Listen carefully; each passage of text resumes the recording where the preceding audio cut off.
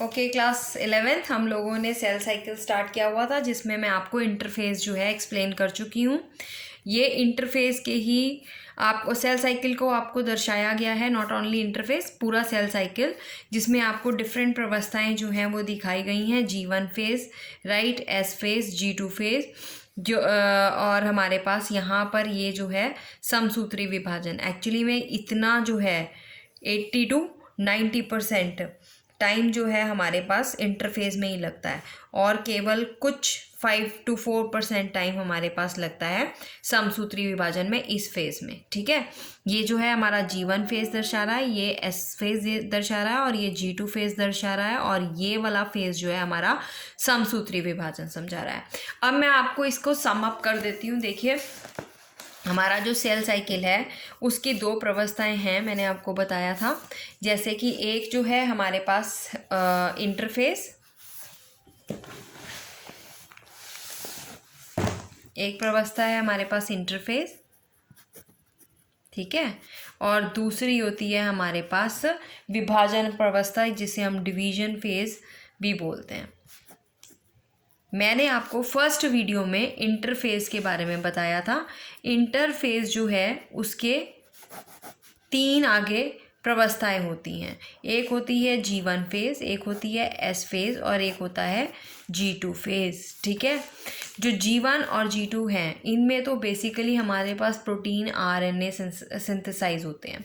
G1 phase में protein और RNA के साथ साथ हमारे पास कार्बोहाइड्रेट्स वगैरह भी बनते हैं, लिपिड्स भी बनते हैं, ताकि मेम्ब्रेन जो है वो बननी शुरू हो जाएं। और G2 फेज के एंड तक सारे कोशिकांग जो हैं वो, कोशिका के अंदर जितना भी मटेरियल है वो डबल हो चुका होता है, ताकि कोशिका अपने आप को डिवाइड कर सके। और एस फेज के अंदर हमारे पास बेसिकली DNA सिंथेसाइज होता है, हमारा जेनेटिक मटेरियल जो है वो डबल होता है, राइट। तो यहाँ पर जो है DNA सिंथेसिस जो है वो होती है एस फेज के अंदर, जेनेटिक मटेरियल डबल हो जाता है, दुगना हो जाता है। आगे ये इंटरफेस कंप्लीट होने के बाद हमारा शुरू होता है डिवीजन फेज, राइट। अब मैं आपको डिवीजन फेज के बारे में बताऊंगी कि ये जो डिवीजन फेज है, जिसे हम विभाजन प्रवस्था भी बोलते हैं, विभाजन प्रवस्था हमारे पास 2 प्रकार की होती है बेटा।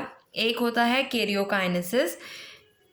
ये कैरियोकाइनेसिस जो है वो इंग्लिश का वर्ड नहीं है, इसे दिमाग में बिठा लीजिए। कैरियो का मतलब होता है केंद्रक, काइनेसिस का मतलब होता है विभाजन। इसमें क्या होगा, केंद्रक का विभाजन होगा, ठीक है, इसमें केंद्रक विभाजन होता है। और फिर नेक्स्ट होती है हमारी पास साइटोकाइनेसिस।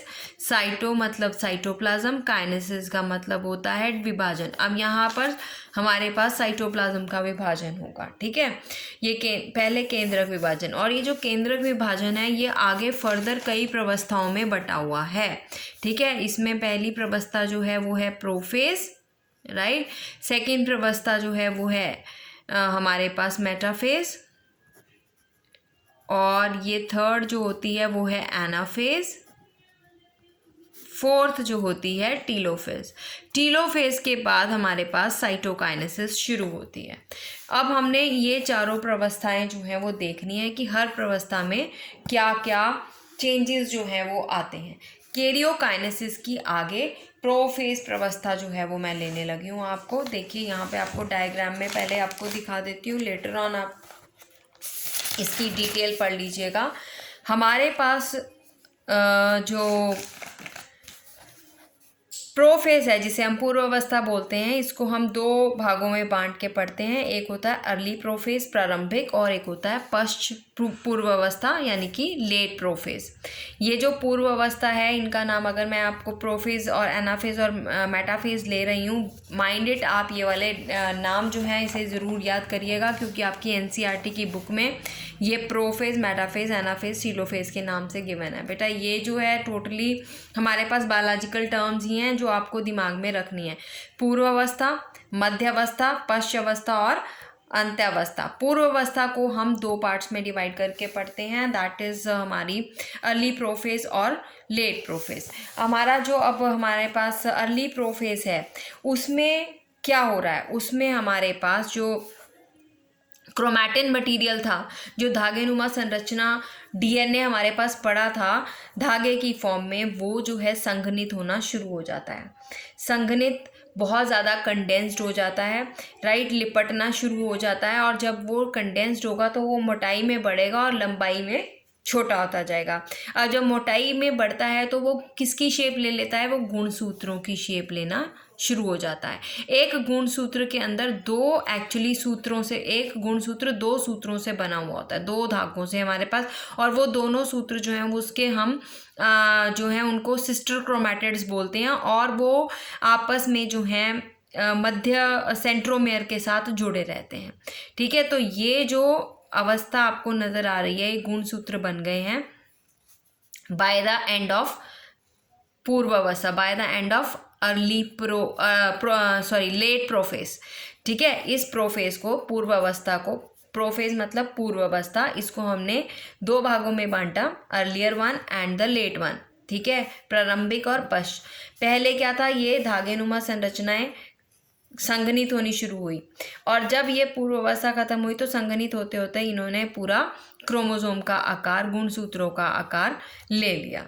ठीक है, ठोस गुणसूत्र बन जाते हैं, और गुणसूत्र जो है वो एक्चुअली में दो अर्ध गुणसूत्रों का बना होता है, और ये दो अर्ध गुणसूत्र आपस में जो है बीच में सेंट्रोमेयर से जुड़े रहते हैं।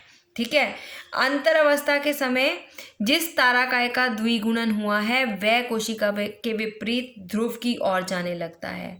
जो ताराकाय, भी मैंने आपको कहा था कि ताराकाय, आपको ताराकाय सेंट्रियोल्स पढ़ाए हैं, उनकी पूरी जो ताराकाय हैं एग्जैक्टली क्या होते हैं, किसके बने हुए होते हैं, ये आपको पूरा मैंने आपको समझाया था जब सेल वाला चैप्टर कराया था।